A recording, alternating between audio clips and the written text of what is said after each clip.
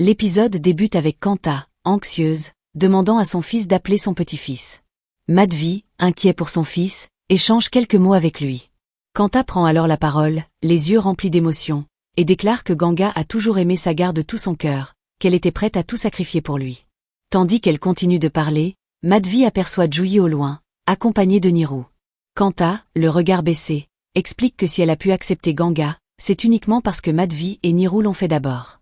Cependant, elle avoue sans détour qu'elle n'a jamais pu s'attacher à Juhi.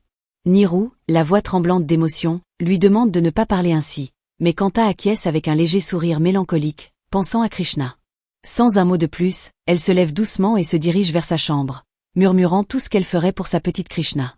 Derrière elle, Juhi, le cœur lourd, la regarde s'éloigner, le visage baigné de tristesse. Niru tente de parler à Juhi, mais elle ne répond pas. Madhvi, inquiet, s'approche d'elle et lui parle doucement, posant une main rassurante sur son bras. Pourtant, Juhi, submergée par l'émotion, se libère de son emprise et s'enfuit, les larmes aux yeux. Dans la chambre, Supriya discute calmement avec Pulki lorsque Juhi entre en larmes. Inquiet, il lui demande ce qui ne va pas. Entre deux sanglots, Juhi leur raconte les paroles cruelles que Kanta a prononcées à son sujet, et sur Krishna. Pendant ce temps, dans une rue animée, Waya complote avec son complice. Sagar, quant à lui, marche lentement, les pensées encombrées de tout ce que Ganga lui a dit. Il s'assoit, l'air perdu, observant un père jouer joyeusement avec sa fille. Lorsque le père trébuche en courant derrière elle, Sagar s'empresse de l'aider à se relever. Ils échangent quelques mots, le père repartant aussitôt, riant avec sa fille. Sagar, envahi par des souvenirs, se parle à lui-même, ses émotions à fleur de peau. Pendant ce temps, Krishna frappe à la porte, suppliant sa mère de la laisser sortir. Sagar, soudainement déterminé, court pour retrouver Ganga. Dans la maison, Krishna continue de frapper, et Ganga, embarrassé par le bruit, finit par ouvrir la porte. À sa grande surprise, Sagar se tient là, le visage empreint de tristesse et de regret. Il entend les pleurs de sa fille derrière la porte et tente de l'ouvrir, mais Ganga, figé dans sa douleur, ne le permet pas. Ils se disputent, Sagar insistant pour voir Krishna. Ganga, dévasté, lui reproche les 7 longues années d'absence, le cœur brisé par ce manque. Sagar l'arrête, sa voix se brisant sous le poids de la culpabilité, lui confiant à quel point il regrette de ne pas avoir été là pour elle, mais qu'il veut tout réparer maintenant. Des larmes coulent sur ses joues, et, tremblant, il prend le visage de Ganga entre ses mains. Elle, bouleversée, lui répond que ce n'est pas aussi simple d'oublier tout ce qui s'est passé. Sagar, le cœur en lambeaux, frappe le mur, criant qu'il a lui aussi souffert.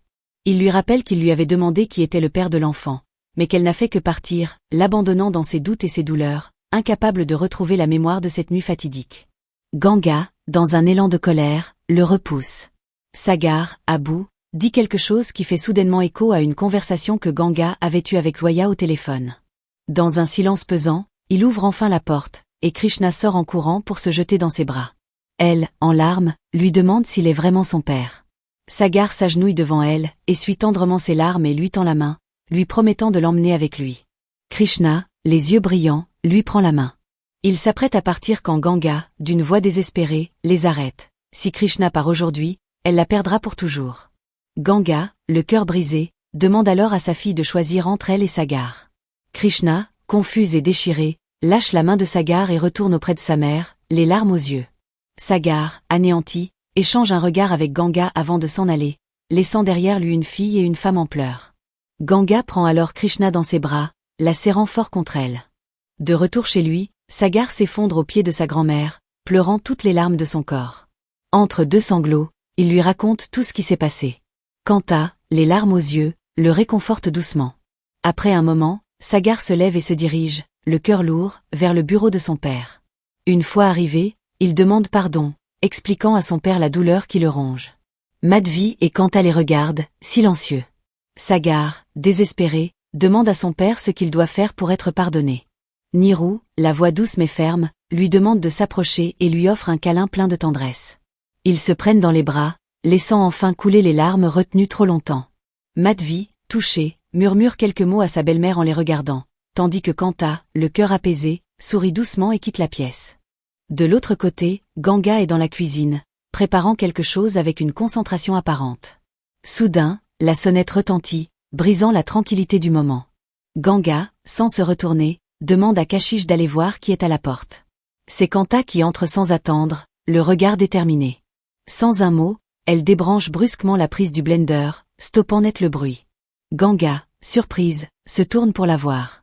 Kanta commence alors à parler, la voix froide, teintée de reproche. Ses paroles tranchantes pénètrent comme des flèches, réveillant la colère enfouie de Ganga. Elle se redresse, ses yeux étincelants de rage, et commence à répondre, ses mots débordant de ressentiment. Le ton monte rapidement, les gestes de Ganga deviennent vifs, presque incontrôlés, tandis qu'elle essaie de défendre sa position, son amour pour sa fille. Mais Kanta, implacable, la regarde droit dans les yeux et lui assène des mots qui glacent le cœur de Ganga. « Bientôt, je viendrai prendre ta petite fille de mes propres mains. » Ganga, choquée, reste figée. Ces paroles résonnent en elle comme une menace effrayante. Kanta tourne alors les talons et s'en va, laissant derrière elle une Ganga dévastée, incapable de réagir, encore secouée par ce qu'elle vient d'entendre. La nuit tombe. De l'autre côté, Sagar est assis seul dans sa chambre, feuilletant avec mélancolie les pages de son album photo. Chaque image ravive en lui des souvenirs heureux, mais douloureux à présent. Ses parents, Niru et sa mère, entrent doucement dans la pièce. Niru, essayant de ramener un peu de légèreté, lui propose de jouer comme autrefois, comme au bon vieux temps. Sagar accepte, un faible sourire se dessinant sur son visage fatigué. Ensemble, ils commencent à jouer, et, peu à peu, la bonne humeur réapparaît. Les rires éclatent, les sourires se dessinent à nouveau, comme un rappel des jours où tout semblait plus simple. Sagar prend alors la parole, et, dans un moment inattendu, Madhvi termine sa phrase, surprenant tout le monde. Sagar reprend aussitôt, suivi de Niru qui ajoute à la conversation. Les regards complices se croisent, un moment de tendresse partagé entre eux. Mais soudain, la légèreté disparaît lorsque Sagar, se levant avec gravité, leur demande s'ils pensent que Ganga reviendra vers lui un jour. Niru, après un instant de réflexion, lui répond avec douceur que c'est à lui de changer les choses, que c'est à lui de prouver à Ganga qu'il mérite une seconde chance. De l'autre côté, Ganga est avec Krishna, l'habillant doucement, mais son esprit est ailleurs. Les mots de Kanta plus tôt dans la journée continuent de tourner dans sa tête. Elle ne peut s'empêcher de repenser à cette menace, à cette idée que Kanta pourrait lui arracher sa fille. À ce moment-là, Kashish entre, et la sonnette retentit à nouveau. Kashish va ouvrir la porte et Zoya entre, portant quelques encas dans les bras. Zoya, toujours souriante, essaie d'apporter un peu de légèreté à la scène, mais la tension palpable dans la pièce la frappe de plein fouet. Personne ne dit mot. Elle dépose les grignotines sur la table, espérant qu'une réaction viendra. Voyant que rien ne se passe, elle se retourne et tente de lancer la conversation. Mais Krishna, agacé, prend la parole et annonce d'un ton sec qu'elle devait se rendre au restaurant ce soir. Zoya feint de comprendre, prête à repartir, mais Ganga, épuisée et stressée, l'arrête brusquement. « Tu restes ici pour dîner. » Krishna, furieuse, proteste, mais Ganga insiste, lui imposant de rester à la maison. Kashish, observant la scène, va chercher les assiettes. Krishna, le visage fermé, se laisse tomber sur le canapé, visiblement en colère, et fixe Zoya d'un regard noir, murmurant pour elle-même. Pendant ce temps, la table est mise, et Zoya tente de nouveau de s'immiscer dans les pensées de Ganga. Doucement, elle lui parle de la visite de Kanta, essayant de creuser, de comprendre ce qui s'est passé. S'asseyant à table, Zoya continue d'aborder le sujet, insinuant peu à peu que tout est voué à l'échec, que la présence de Kanta dans leur vie est un danger. Puis, avec une fausse légèreté, elle lance une idée qui laisse Ganga perplexe. Et si tu partais loin d'ici, pour protéger Krishna? Zoya, sentant Ganga hésiter, insiste de plus en plus, presque avec force. Ganga, confuse, la laisse parler, écoutant ces mots qui s'enchaînent, dessinant un avenir sombre si elle reste ici. Mais Zoya, sans attendre de réponse, se lève soudainement et quitte la pièce, laissant Ganga seule avec ses doutes, ses peurs, et cette terrible question. Doit-elle vraiment fuir pour sauver sa fille? Merci d'avoir suivi jusqu'à la fin. Si cette vidéo vous a plu, abonnez-vous et activez les notifications pour ne rien manquer.